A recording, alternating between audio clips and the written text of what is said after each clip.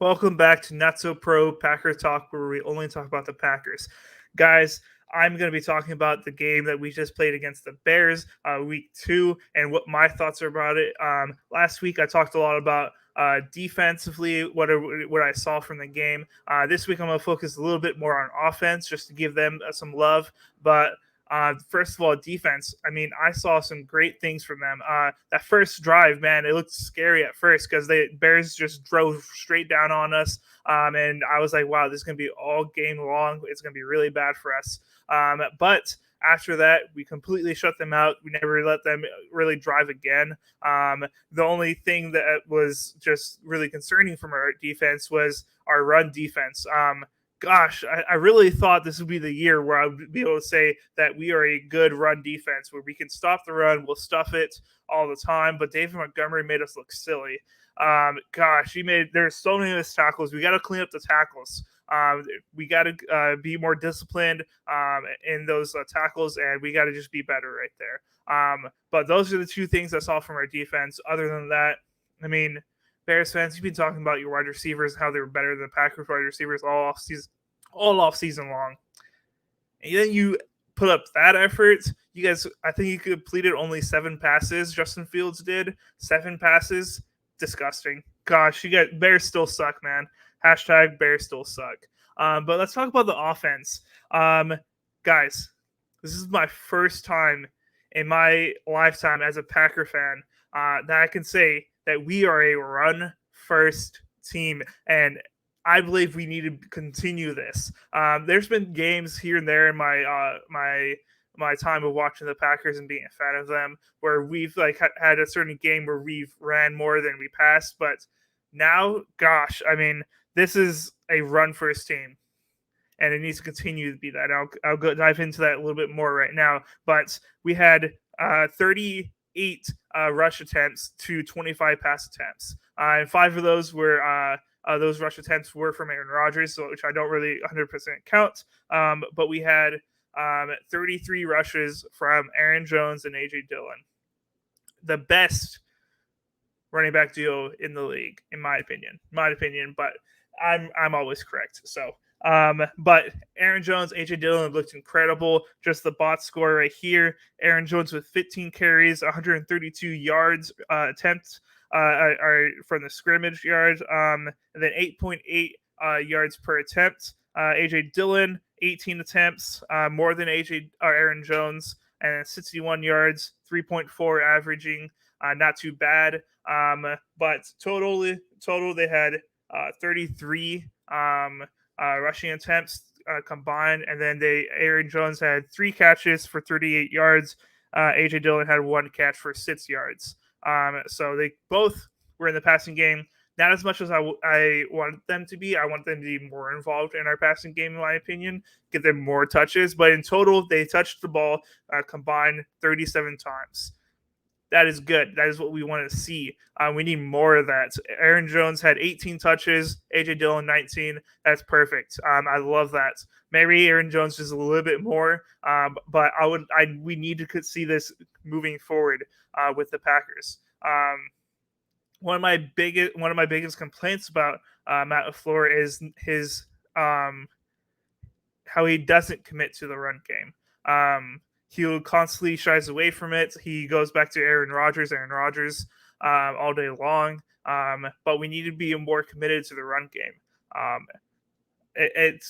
don't see this team ever really becoming a massive passing offense for this year. I think we're going to get better. We're going to see better things, but at the end of the day, I think we are a run-first team. That's just my thoughts. But we'll see. I really think we need to continue just giving them the ball. They're 2 best players on our offense, other than Aaron Rodgers, and then obviously Bakhtiari and Jenkins on the offensive line. But they are undoubtedly our 2 biggest weapons on the offense, and we need to get them the ball. It'll be dumb of us to shy away from the run and not give them the touches that they need. So that's what we got to do to win games. And hopefully the Packers will be a run-first team the entire year.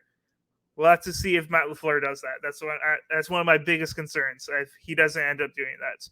But other things that I saw other than the run game. Sammy Watkins. Sammy Watkins had a huge game.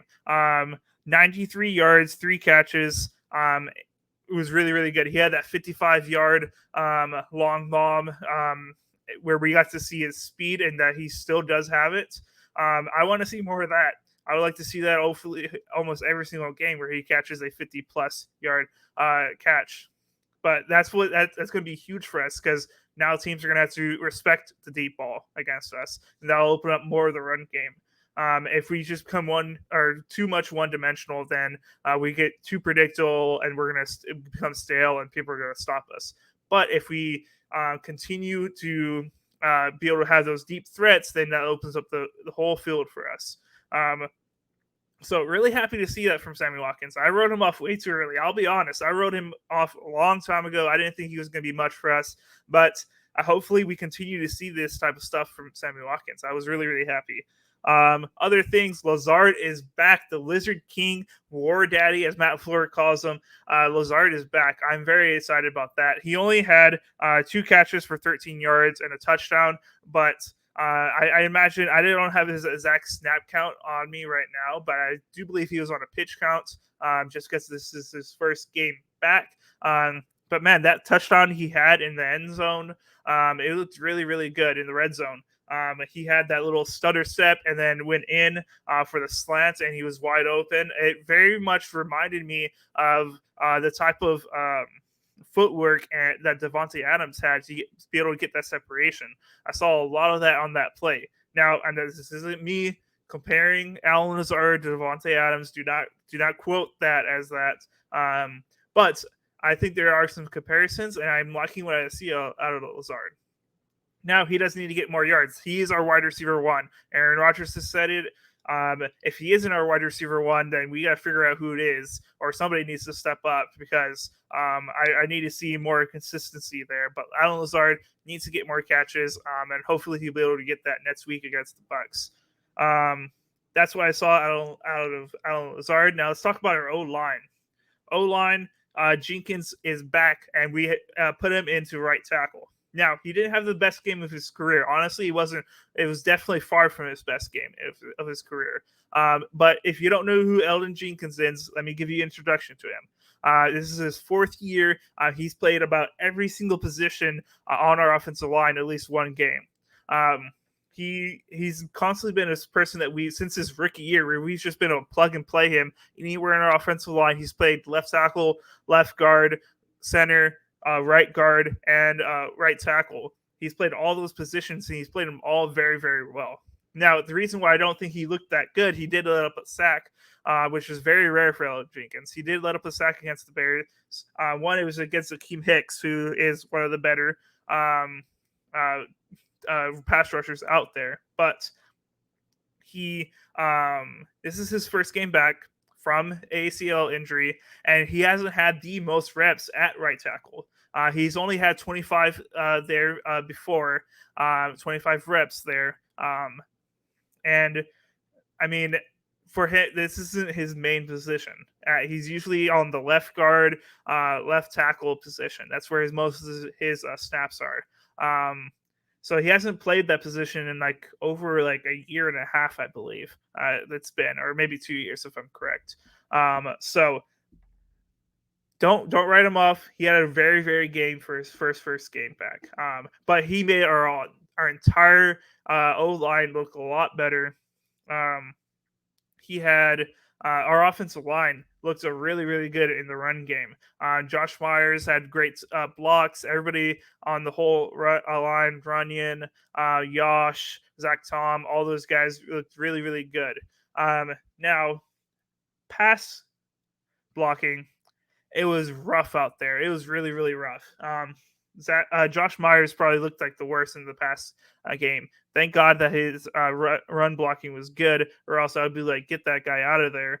We need help. But he looked really good in the run game. But the passing game, he let up, I think, 2 sacks, if I'm correct. We need to see better play from him, more disciplined play. It just needs to be better. Now, offensively, we started off very, very hot. First drive, 3 points, and then back-to-back touchdowns. And then the second half, we just completely stalled. And that was a lot to just bad execution, in my opinion. We had that bad snap that went over Aaron Rodgers' shoulder that we had to run back and get on the ball. We had the Christian Watson where he was coming across the line and it like bounced off his shoulder because the snap wasn't timed right. And then we have the fumble by Aaron Rodgers. I think it was credited to Aaron Rodgers. I don't think it was credited to AJ Dillon, where it was just Aaron Rodgers' fault for that thing. The whole run was going one way, and then he thought it was going the other way, with Aaron Rodgers being the one in the wrong, which is very surprising. And that resulted in a bad handoff and a fumble. Very rare mistake by Aaron Rodgers, and all three of these mistakes, I think that we will focus in on them this week in practice, and then I don't think that we'll see a lot of that moving forward in the season.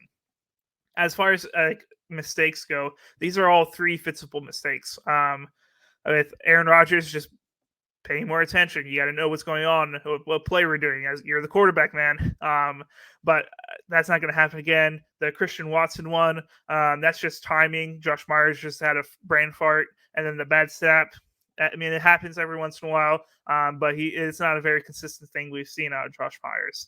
But overall, I think this is a very, very good game, and it was a great bounce back game for us as we had that first week loss against the Vikings. Now we're going into Bucks. We're going to Florida, where we don't play very well, and I predicted us to lose this game. Now I feel a little bit more comfortable in this game. After what I saw after week 2, and the Bucks were really struggling too. They really struggled against the Saints. So I think we can potentially win this game. I'm not gonna. I mean, I predicted us to lose, but I think there's a better chance now of us winning. Mike Evans is out. He's been suspended because he had that push against Lattimore. So he's out of this game. And then the Bucks have a D lineman. I forget his name off the top of my head, but he's really, really good. He's out of that game. So 2 players out of that game, 2 big playmakers for the Bucks. By the end of the day, they still got Tom Brady. They're still one of the better teams out there. They just signed Cole Beasley. He should be able to. He should be playing that game, so that'll be able to help out with the Mike Evans being out. But I think this is going to be a really good game. And I'm very excited about it. Now, the last thing I want to talk about, I don't know if you guys follow me on Twitter, but these past 2 games, I've been doing some live tweets for the Packers during the games. It's the first time I've ever done anything like this, and I've really enjoyed it. It's been really fun, and I really would love if you guys paid attention to it.